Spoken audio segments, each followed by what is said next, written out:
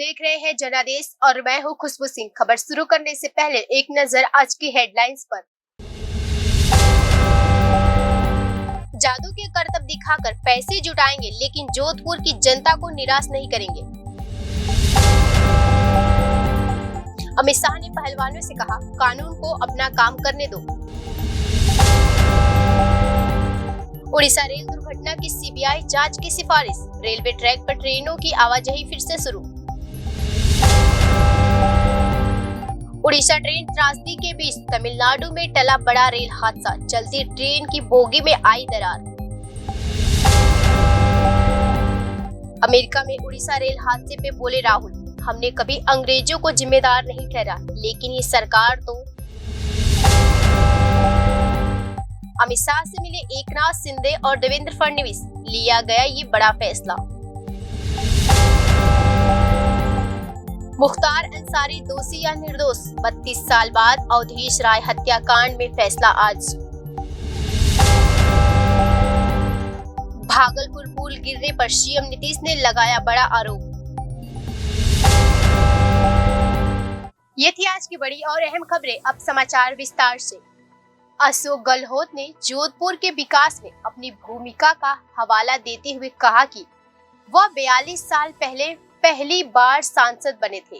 उन्होंने आगे कहा कि तब जोधपुर क्या था, पानी नहीं, ट्रेन नहीं, लेकिन आज पानी, बिजली, ट्रेन, सड़क, शिक्षा और स्वास्थ्य का बुनियादी ढांचा है। राजस्थान के मुख्यमंत्री अशोक गहलोत ने खुद को जोधपुर की जनता का प्रथम सेवक बताते हुए रविवार को कहा कि अगर जरूरत पड़ी तो वह जादू के करतब दिखाकर पैसे जुटाएंगे, लेकिन जिले के लोगों को निराश नहीं करेंगे। कांग्रेस नेता गहलोत का जन्म जोधपुर में पेशेवर जादूगरों के एक परिवार में हुआ था। उन्होंने 15वीं सदी के मेहरानगढ़ के किले में आने वाले पर्यटकों की सुविधा के लिए नवनिर्मित सड़क राव जोधा मार्ग के उद्घाटन के दौरान लोगों को संबोधित करते हुए ये बात कही। गहलोत ने जोधपुर के विकास में अपनी भूमिका का हवाला देते हुए कहा कि वह 42 साल पहले पहली बार सांसद बने थे। आगे उन्होंने कहा कि तब जोधपुर में क्या था, पानी नहीं, ट्रेन नहीं, लेकिन आज पानी, बिजली, ट्रेन, सड़क, शिक्षा, स्वास्थ्य का बुनियादी ढांचा है। उन्होंने आगे कहा कि अगर कोई जोधपुर पे शोध करेगा तो वह उसके विकास के बारे में जानेगा और देखेगा कि जोधपुर पहले क्या था और अब क्या हो गया है। कुश्ती प्रमुख बृजभूषण के खिलाफ जांच की मांग को लेकर पहलवानों ने गृह मंत्री अमित शाह से की मुलाकात। यौन शोषण के आरोपों का सामना कर रहे भारतीय कुश्ती महासंघ के निवर्तमान अध्यक्ष बृजभूषण शरण सिंह की गिरफ्तारी को लेकर प्रदर्शन कर रहे पहलवानों से केंद्रीय मंत्री अमित शाह ने शनिवार को मुलाकात की। ये मुलाकात करीब 1.5 घंटे तक चली। दिल्ली पुलिस ने भाजपा सांसद बृजभूषण शरण सिंह के खिलाफ 2 प्राथमिकी दर्ज कर दी गई है, जिसमें एक प्राथमिकी नाबालिग पहलवान के आरोप के आधार पर पोक्सो एक्ट के अधिनियम के तहत दर्ज किया गया है। ओलंपियन बजरंग पुनिया ने बताया कि वे कल देर शाम गृह मंत्री से उनके दिल्ली स्थित घर पर मिले।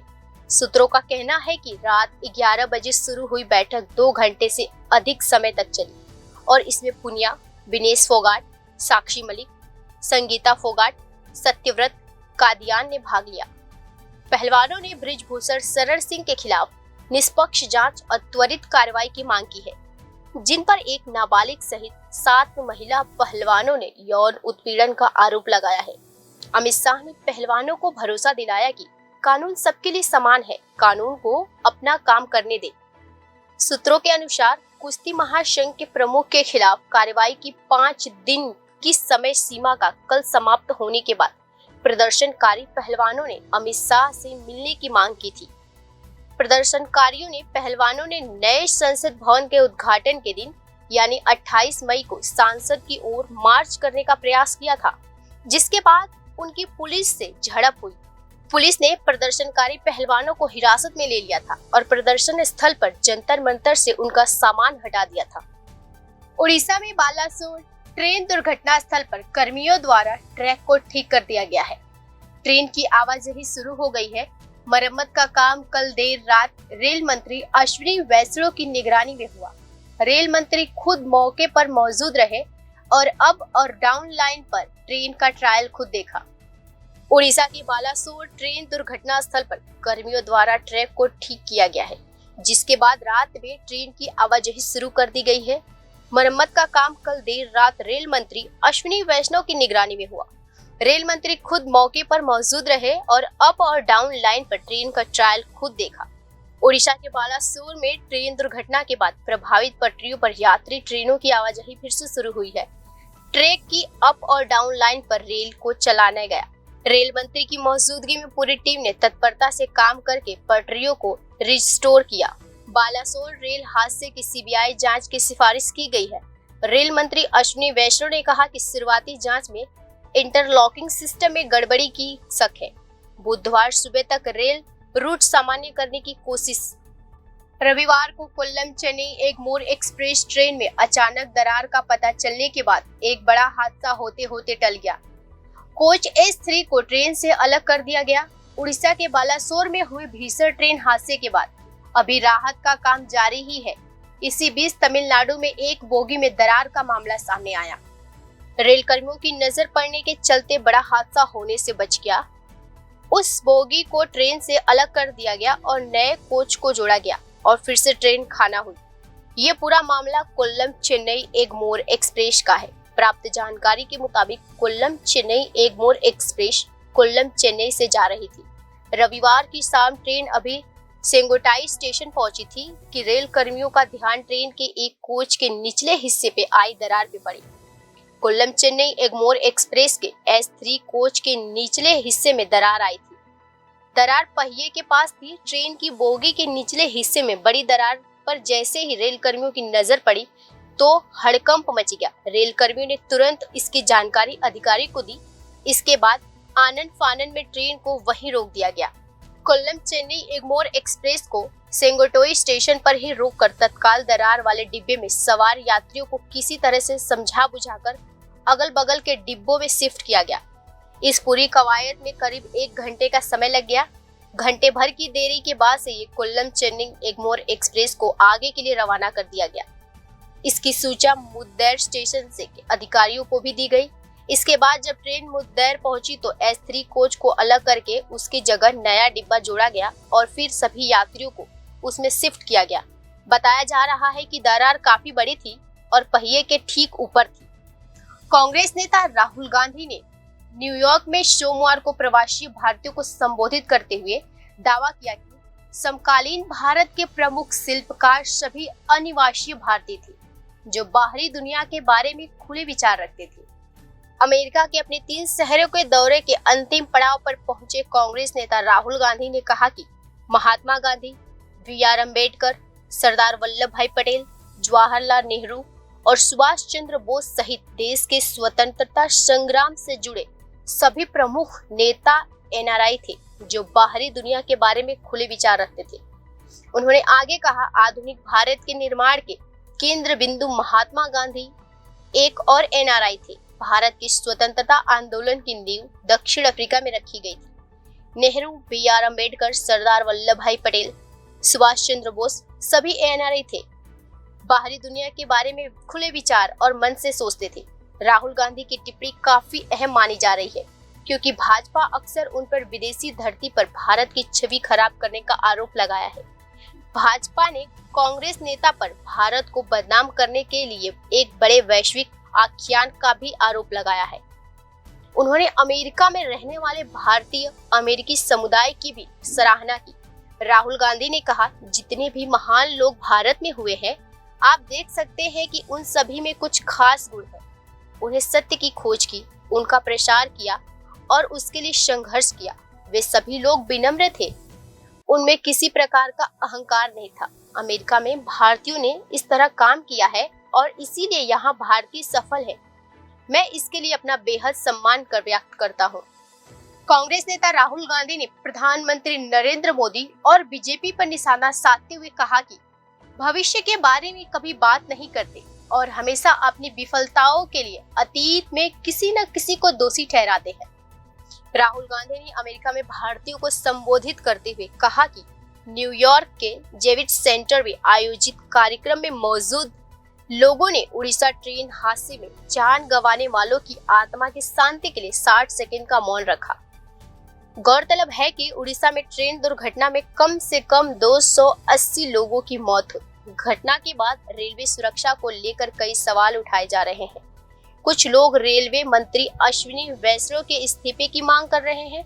वहीं राहुल गांधी ने कांग्रेस के मंत्री का नाम लिए बिना कहा कि मुझे याद है कि कांग्रेस के शासन के दौरान एक ट्रेन हादसा हुआ था। उस समय कांग्रेस ने यह नहीं कहा था कि ट्रेन हादसा अंग्रेजों की गलती की वजह से हुआ। कांग्रेस के मंत्री ने कहा था कि यह मेरी जिम्मेदारी है और मैं इस्तीफा दे रहा हूं। हमारे देश में यही समस्या है, हम बहाने बनाते हैं, हम सच्चाई को स्वीकार कर उसका सामना नहीं करते। दिल्ली दौरे पे आए मुख्यमंत्री एकनाथ शिंदे और उप मुख्यमंत्री देवेंद्र फडणवीस के साथ केंद्रीय गृह मंत्री अमित शाह ने उनके आवास पर मुलाकात की। इस मुलाकात से कुछ दिनों पहले ही शिंदे शरद पवार से भी मिले थे। महाराष्ट्र की राजनीति में पिछले वर्ष आया तूफान अब शांत हो चुका है। हालांकि महाविकास अघाड़ी के नेता समय समय दावा करते रहते हैं कि शिंदे सरकार जल्द ही गिर जाएगी, लेकिन शिंदे और बीजेपी का गठबंधन और भी मजबूत होता जा रहा। इस गठबंधन को लेकर और मजबूत करने के लिए प्रदेश के सीएम एकनाथ शिंदे रविवार को दिल्ली दौरे पे आए हैं। राष्ट्रीय राजधानी दिल्ली में उन्होंने केंद्रीय गृह मंत्री अमित शाह से मुलाकात की। इस दौरान उनके साथ उप मुख्यमंत्री देवेंद्र फडणवीस भी साथ रहे। इस बैठक में राज्य की राजनीति को लेकर बड़ा फैसला लिया गया। बैठक में तय हुआ कि आगामी सभी चुनाव बीजेपी और शिवसेना गठबंधन में लड़ेंगे। इस चुनाव में लोकसभा, विधानसभा और स्थानीय निकाय के चुनाव शामिल हैं। मुख्यमंत्री शिंदे की दिल्ली यात्रा से पहले ही कयास लगाए जा रहे थे कि राज्य की राजनीति में कुछ बड़ा होने की संभावना है, क्योंकि उनकी दिल्ली की यात्रा से पहले एनसीपी प्रमुख शरद पवार से भी मिले थे। यह मुलाकात ऐसे समय हुई थी जब उद्धव ठाकरे विदेश यात्रा गए थे। शिंदे के मुख्यमंत्री बनने के बाद पहली बार शरद पवार ने घर जाकर उनसे मुलाकात की। वहीं एकनाथ शिंदे की दिल्ली यात्रा पर तंज कसते हुए राज्यसभा सांसद संजय राउत ने कहा कि महाराष्ट्र का हाई कमान दिल्ली में है। आप जिन्हें असली शिवसेना कहते हैं, वो असली शिवसेना नहीं है। असली शिवसेना दिल्ली नहीं जाती, वह दिल्ली जाकर झुकती नहीं। महाराष्ट्र के फैसले मुंबई में होते हैं, लेकिन अब दिल्ली में हो रहे हैं। कांग्रेस नेता अवधेश राय हत्याकांड के 32 साल बाद आज कोर्ट अहम फैसला सुनाने वाला है। इस केस में आरोपी बाहुबली माफिया मुख्तार अंसारी की मुश्किलें बढ़ सकती हैं। बांदा जेल में बंद बाहुबली पूर्व विधायक मुख्तार अंसारी के लिए आज के लिए बेहद अहम। वाराणसी के बहुचर्चित 32 वर्षीय पुराने कांग्रेस नेता अवधेश राय हत्याकांड में आज कोर्ट फैसला सुनाने वाली है।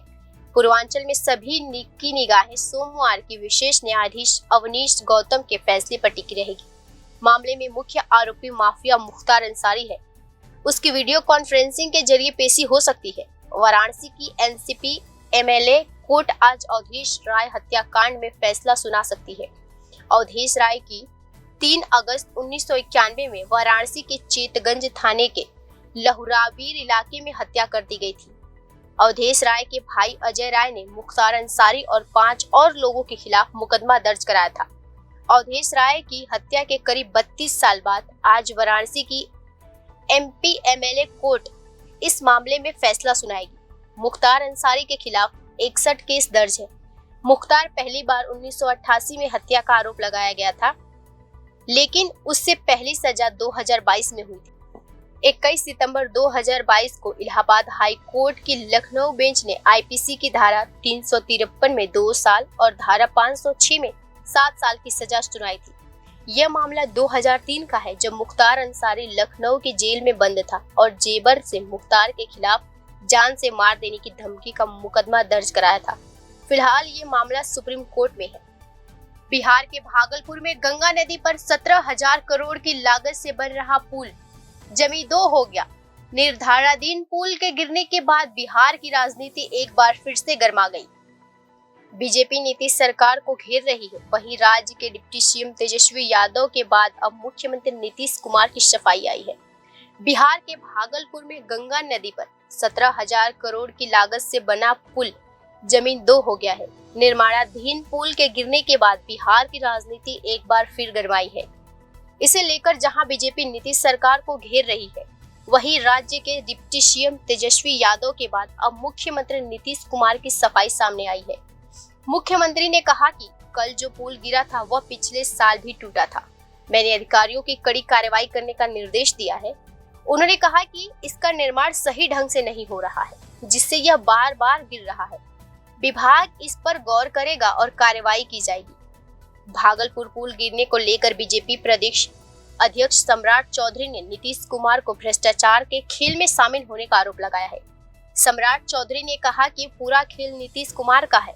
9 साल यही पुल बना रहा और सीएम नीतीश ने करप्शन के लिए टेंडर में बार बार हेरफेर किए, काम को अटकाया लटकाया और इसका नतीजा ये है 17 करोड़ से ज्यादा का प्रोजेक्ट इस वक्त पानी में समा चुका है। केंद्रीय मंत्री अश्विनी कुमार चौबे ने आरोप लगाते हुए नीतीश कुमार और तेजस्वी यादव का इस्तीफा मांगा है। केंद्रीय मंत्री ने राज्य सरकार पर निशाना साधते हुए कहा कि पुल गिरने को नैतिक जिम्मेदार लेते हुए चाचा भतीजा को इस्तीफा दे देना चाहिए।